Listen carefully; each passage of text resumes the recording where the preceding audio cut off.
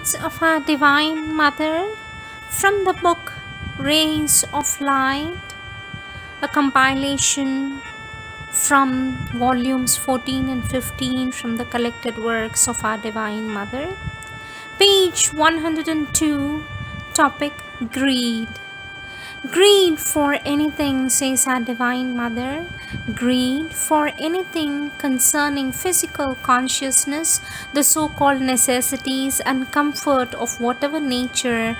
This is one of the most serious obstacles to sadhana. Each little satisfaction you get through greed is one step backward from the goal. When you have a desire, you are governed by the thing you desire. It takes possession of your mind and your life, and you become a slave. If you have greed for food, you are no more the master of food, it is the food that masters you. Our Divine Mother says, a sadhak must eat to satisfy the needs of his body and not to meet the demands of his greed. Date 4th April 1937. It is an inner attitude of freedom from attachment and from greed for food and desire of the palate that is needed, not undue diminution of the quantity taken or any self-starvation. One must take sufficient food for the maintenance of the body and its strength and health, but without attachment or desire. Date 27th April 1937. Conquest of desires. Yielding to desires, says our Divine Mother. Yielding to desires is not the way of getting rid of them. There is no end to desires. Each one which is satisfied is at once replaced by another one, and they go on clamoring more and more. It is only by conquering the desires that you can get rid of them, by coming out of this consciousness of the lower nature and rising to a higher consciousness. Date 29th April 1930. To accept the uglinesses of the lower nature under the pretext that they exist, if this is what is meant by realism, do not form part of the sadhana.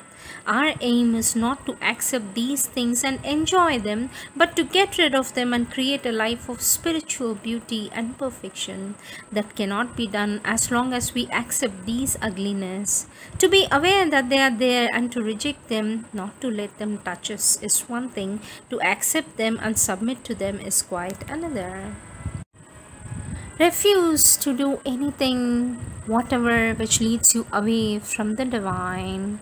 A desire which knows that it will never be satisfied at once vanishes. To conquer a desire brings more joy than to satisfy it. Self-mastery is the greatest conquest. It is the basis of all enduring happiness. So first learn to know yourself perfectly and then to control yourself perfectly. You will be able to do it by aspiring at every moment the divine. It is never too early to begin, never too late to continue. Next topic, ego. Our Divine Mother says the ego thinks of what it wants and has not. This is its constant preoccupation. The soul is aware of what it is given and lives in endless gratitude. All that happens is to teach us one and the same lesson. Unless we get rid of our ego, there is no peace, either for ourselves or for others. And without ego, life becomes so wonderful, marvelous. Quarrels is the next topic. It is always wrong to quarrel, says our Divine Mother. It is always wrong to quarrel, even if one is against or one is not the aggressor. When two persons quarrel, always both are in the wrong. Keep this attitude, says our Divine Mother. Keep this attitude. Never side with anybody, nor take up any personal quarrel. Think only of the divine peace. Harmony, light, happiness, and become more and more the purified quiet instrument. Date 18 September 1934. Before getting angry at the mistakes of others, one should always remember one's own mistakes. Before getting angry at the mistakes of others, one should always remember one's own mistakes. Date 22nd July 1954. A Divine Mother says that one feels sad for one's own faults.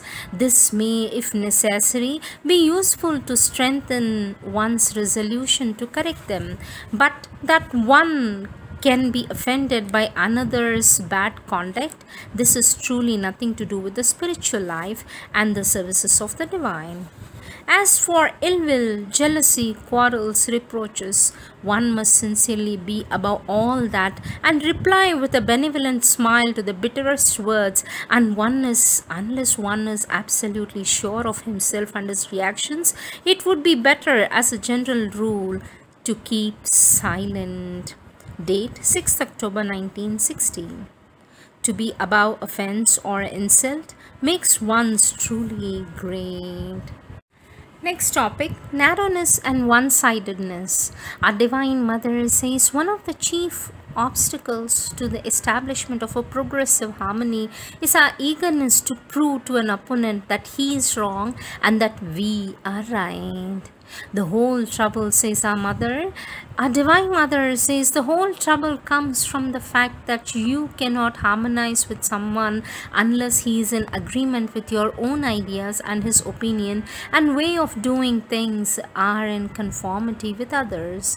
You must widen your consciousness and understand that everyone has his own law. It is necessary to find the ground of understanding and harmony in a happy combination of individual wills, and not to try that all that may be the same in the identical will and action. And our Divine Mother says, for each problem there is a solution that can give satisfaction to everybody, but for finding this ideal solution, one must want it.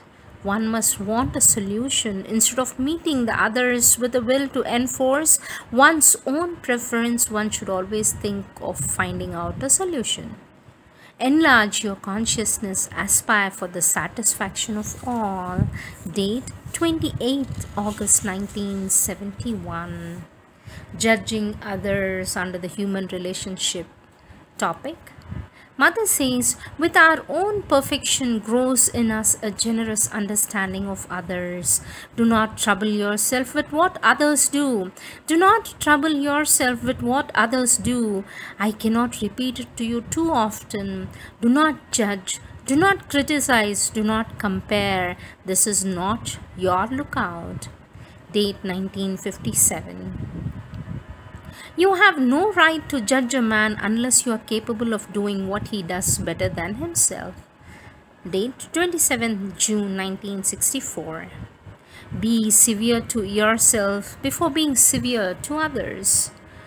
Do not mind the stupidity of others, mind your own. Helping others and the world is the next topic. Mother says suffering inflicted on others is not a good base on which to build. One can build spiritual realization. To advance alone on the path can be a form of egoism. One can liberate oneself alone if the others refuse to follow. One must therefore first offer to lead them along. And if this burdens the advance and increases the difficulties, one should take it as the effect of a special grace that tests the sincerity of the consecration in this way. The capacity to receive the divine help is in proportion to this sincerity. Date 7th June 1958.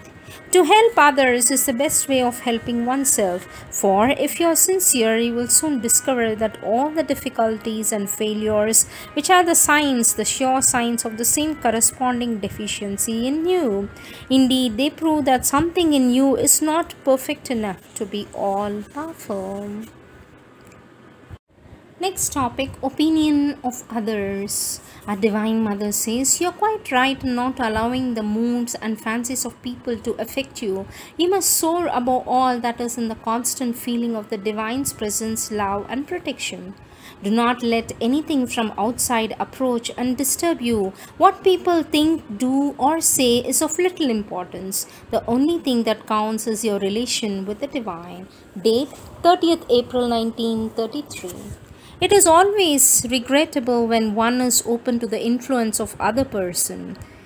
One should not admit any influence except that of the Divine. To feel hurt by what others do or think or say is always a sign of weakness and proof that the whole being is not exclusively turned towards the Divine, not under the Divine influence alone. And then, instead of bringing with oneself the Divine atmosphere made of love, tolerance, understanding, patience, it's one's own ego that throws itself out in response to another's ego with stiffness and hurt the feelings, and the disharmony is aggravated. The ego never understands that the Divine has different workings in different people, and to judge things from our own egoistic point of view is a great mistake bound to increase the confusion. What we do with passion and intolerance cannot be Divine, because the Divine works only in peace and in harmony. He who is faultless does not care for the opinion of others. He who is faultless does not care for the opinion of others. When you give yourself to the accomplishment of an unselfish aim, never expect ordinary people to praise you or support you, or on the contrary, they will always fight against you, hate you, and curse you. But the Divine will be with you. But the Divine will be with you in your entire life. Date 17 September 1953.